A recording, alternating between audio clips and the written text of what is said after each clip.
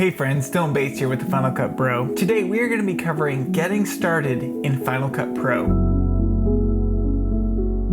The very first step in editing is going to be organizing your footage before you even get it into your editor. So what I've done, I've created a folder. It has my shots in here from pixabay.com. I'll have a link to that in the description. It's a free place to get video, which is really awesome. So I'm going to create a folder that's going to be containing all of my projects, my libraries, everything. So let's go ahead and call this Final Cut tutorial video thing. That sounds good.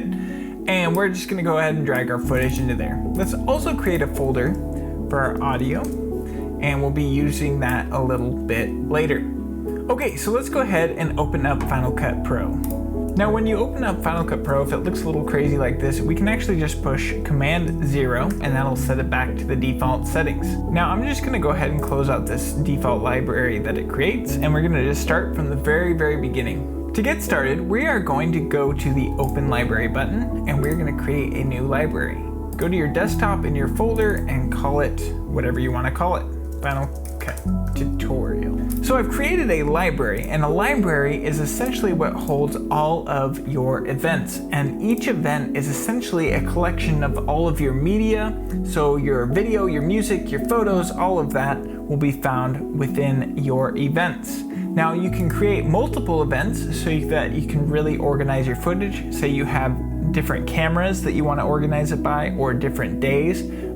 Each event can hold that, and you can rename them to whatever you want. The default will just be the date that you actually created the event. So now that we've created our event, let's go ahead and import our media. You can push this Import Media button, or you can push Command I, or you can also go up to File, Import Media, whichever is easiest for you. Now we'll just navigate to our desktop or wherever you have your folder, and we will select our Final Cut tutorial video thing, and we will select our footage folder. After we've selected that, we'll come on over here to these different settings. Now you do have the option to copy your video files to the library, which can be helpful if you plan on moving the project around a lot. However, you can also leave the files in place, which I strongly suggest you do if your video and all your files are all contained in one folder, because then it will not be duplicating the video files, thus doubling the size of your project. So if you can, do leave files in place, and that might save you some hassle down the road. Also, leave your keywords checked from Finder tags and from folders. Those are actually helpful in organization, so I suggest you do that. The more folders you make, the easier it'll be to get around within Final Cut, because you can use search features or keywords, all sorts of things like that. There's this Analyze Video feature, which I suggest right now you just go ahead and leave everything unchecked. Also, Analyze Audio, you can just leave it as it is default, and we will just push the Import Selected button. Okay, so that is now put our footage within our event here. Now we have this nice skim feature, which it automatically gives us a preview of what's underneath our cursor as we move along with that red line. You can activate or deactivate the skimming feature by pushing S, and that'll get rid of it, or you can come down and push this skim feature button down here and it'll no longer skim. Let's go ahead and create a project. Go down to New Project, or you can push Command N, or you can go up to File, New Project. And we'll just call this Final Cut Tutorial, or whatever you are setting your video as. Now, by default, it will have automatic settings, and it will create the project based on the very first video file you place in the timeline. And that's really helpful for beginners.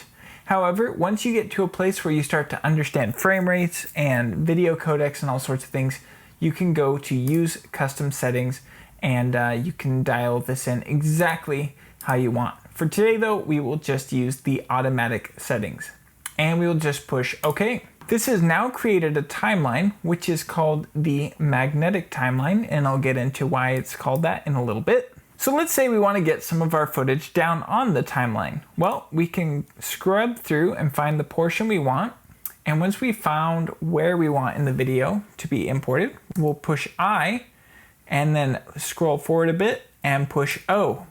And that will create in and out points, your in point being where it starts, your out point being where it ends. We can then click and drag this down onto our timeline, or alternatively, if we have other shots, I can push I and O, find where I want. If we push this button here, it will drop it down on top of our footage. If you push Command Z, you can undo anything. And then if you go, let's say we want to break apart this clip, we can find where we want. We'll push I, we'll push O. We can scroll to the middle of this and we can push this button that will create a cut and add the footage in between. We can push this button that will place the footage at the very end of our timeline, or you can push this button and it will overwrite whatever is underneath it. So hopefully that gives you a little bit of help. You can zoom in on your timeline with Command plus or Command minus to zoom in and out.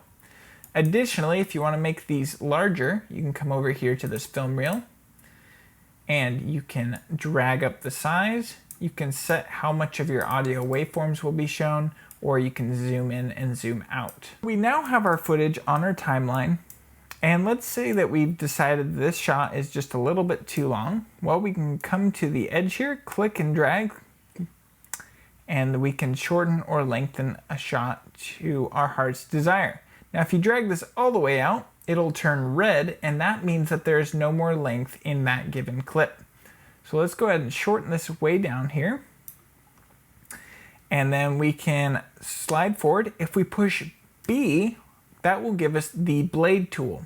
Additionally, if you want, you can come up to where this arrow is, click that, and go down to blade, or you have all these other tools that we can use in future tutorials. So we'll select B, and we'll decide, oh, we want to shorten this. We'll click, and that will make a cut. With this, you can drag it out or drag it in. You can also create another cut and delete the sequence in between. So we'll just go ahead and delete that whole clip off. Let's go ahead and drag a few more clips onto our timeline. So the reason why this is called the magnetic timeline is typically on a NLE, when you drag your footage down, you could place it anywhere on your timeline like this. But the way Final Cut Pro works is that when you drag footage, it's constantly just pushing it to the left side, which can be a little frustrating for people when they're first getting started. But I really strongly suggest that you learn how to use it, and it will save you so much time in the future.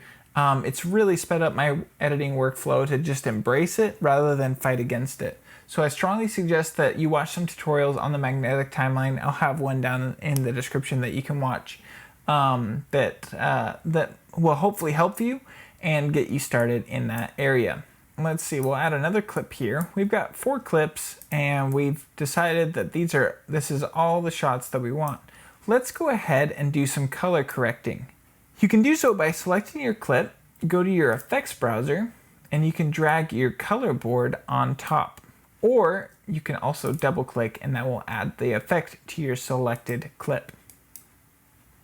Now when we did that, if you come up here to your inspector, you can see that it added the color board effect. However, it's not doing anything yet because we haven't adjusted any settings. Let's go ahead and click this colorful icon, and it should look like this by default.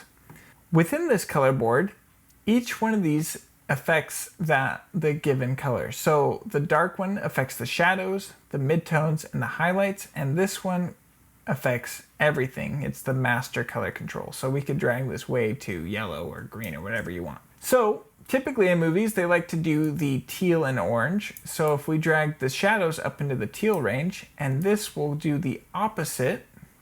So you can drag them directly opposite of each other. This is all the negative space, this is all the positive. So you can do that, and then you can leave your highlights however you want. Maybe give them a little bit of yellow, drag them opposite of blue. You can go to your saturation. You can affect how saturated your shadows are, how saturated your midtones or your highlights. And you can also affect all of them at the same time. So for the sake of this tutorial, we're gonna go a little bit on the absurd side and just really drag up that saturation. We'll set our exposure, maybe give it a little more contrast. And you can play with these until you are happy with your image. So now we have that color graded shot. However, we want to color grade all of these shots. I guess I have 2 of the same shot in there, but that's okay. It is what it is. So let's say we want to copy this footage. Well, you can select it and you can go up to Edit, Copy, or you can push Command C. You can select the next clip you want and all the other clips. Go up to Edit, Paste Attributes, or Paste Effects. So let's do Paste Attributes, and that will affect, your transform, your volume, everything. So we'll go ahead and paste our effects of color grading, and that will paste it onto all of these shots. You can then individually adjust each shot and get it to your liking. Okay, so let's go ahead and add in a transition. Now, transitions can be all over the place, and I recommend you just do them tastefully according to what works with your video rather than just adding transitions to add transitions. Today, we're just going to do the really basic default cross dissolve transition. So to get started, we're going to come over here to our transitions panel, and we will find our cross dissolve transition, which is typically near the top. Drag that onto the cuts between our clips. Now with each transition, you can actually click and drag and make it longer or shorter according to your liking. If you take it all the way, well, I guess I don't have enough footage to work with here. So if I drag this footage all the way out, you'll notice that there's this red line, and that indicates that it can't go any longer than that because one of the underneath shots doesn't have any additional footage to work with. Now let's say we want to quickly add a transition without going into this panel.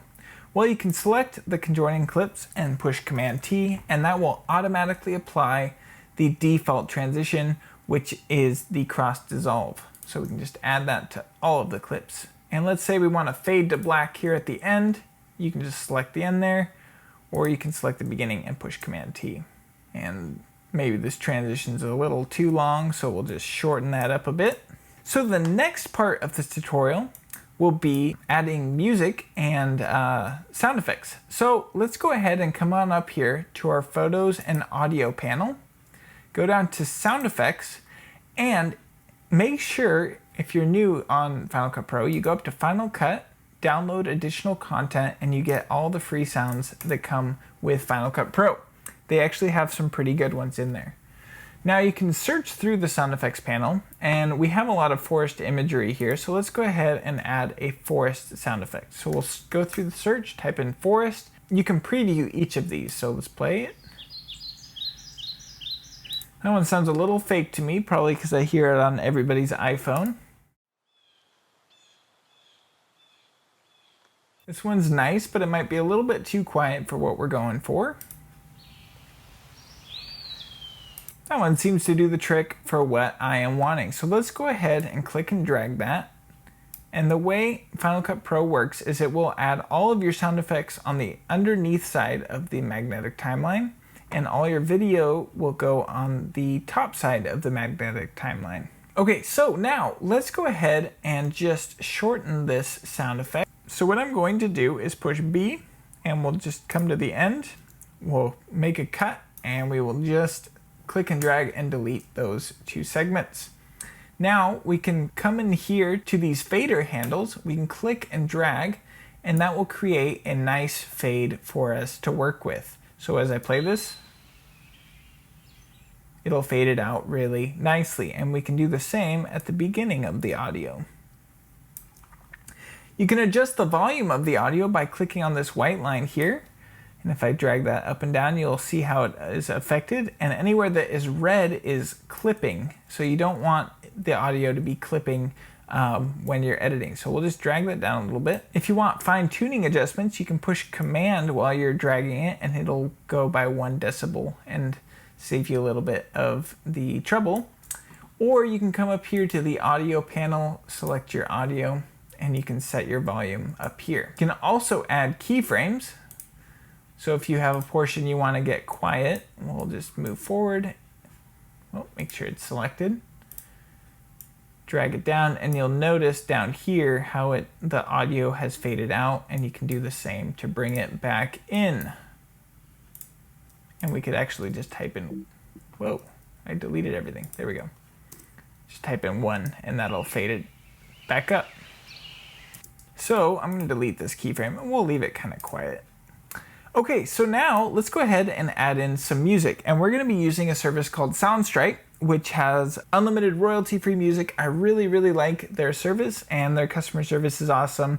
I have used them for years now, and they have saved my bacon a lot and have really great selection of music. So let's go ahead and hop on over to Soundstripe.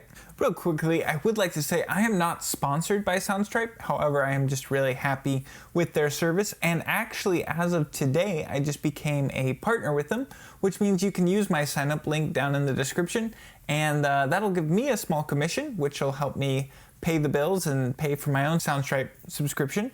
But also, it should give you 10% off if you use my coupon code that's hopefully down there by now. I'm waiting for approval on that. I believe it'll be the Final Cut Bro. So use coupon code the Final Cut Bro, get 10% off, and help a really small YouTuber. They have a massive selection of music, and you could go through for hours and days and years just selecting music. But they've actually made it really nice and streamlined. You can come up here to the mood or the characteristics. So let's just select atmospheric and beautiful, because that kind of goes with how our video is. And I actually know that I really like this corner of the world by Caleb Etheridge.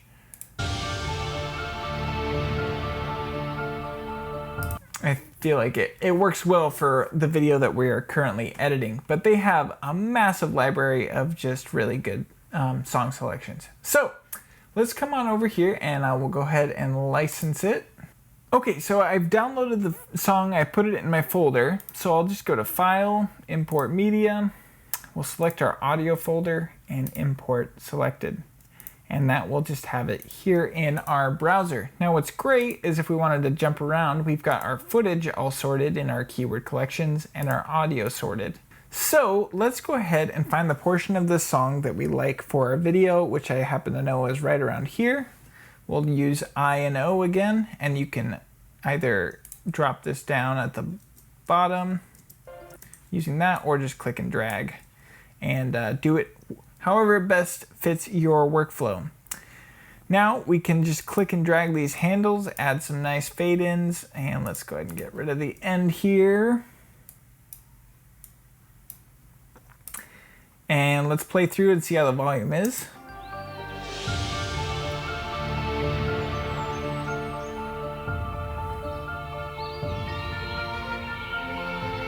Okay, so it might be just a tad loud, so we'll just drag down the volume just a little bit.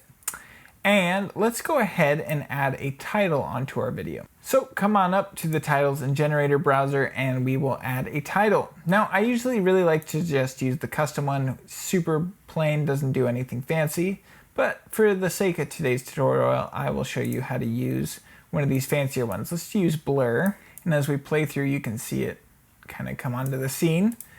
And so if we want to edit this title, you can click on it, double click on it, and you can type right on the screen. Or you can also come up here to these lines here. Let's go ahead and set the font on this to, I really like this Beavish New, or however you say it. Yeah. And let's go ahead and add in a shadow. So we'll scroll on down to the bottom, drop shadow. And you can move this text anywhere along on the screen. And now if we play it through,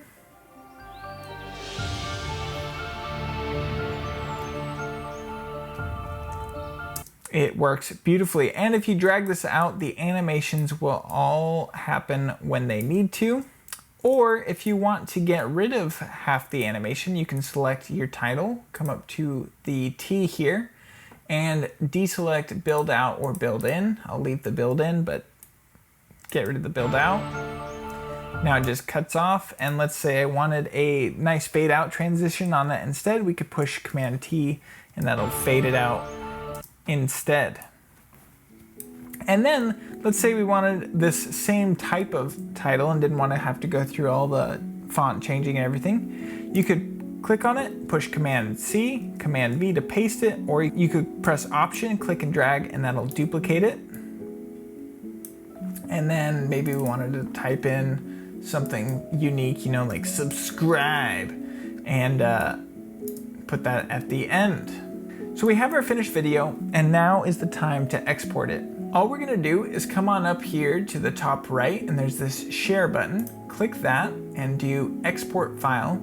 Or once you start to get knowledge of codecs and whatnot, you can actually create custom destinations, which are essentially like you could set particular settings for something you want. So I actually have this export for web setting that I use for all my tutorials.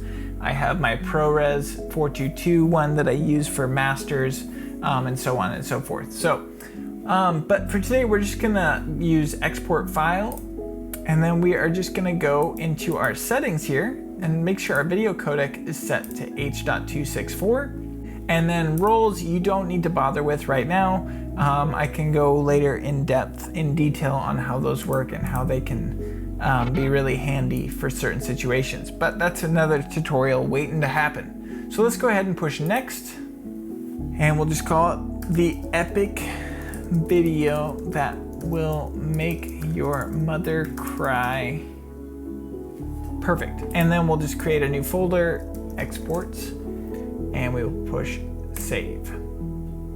Now in the top left, we can see that it is exporting, and this wheel shows how much further it's got to go. Okay, so it's all done exporting, and you'll see in the top right, it created this little notification, so you can actually click that and it'll show you where it is in the Finder.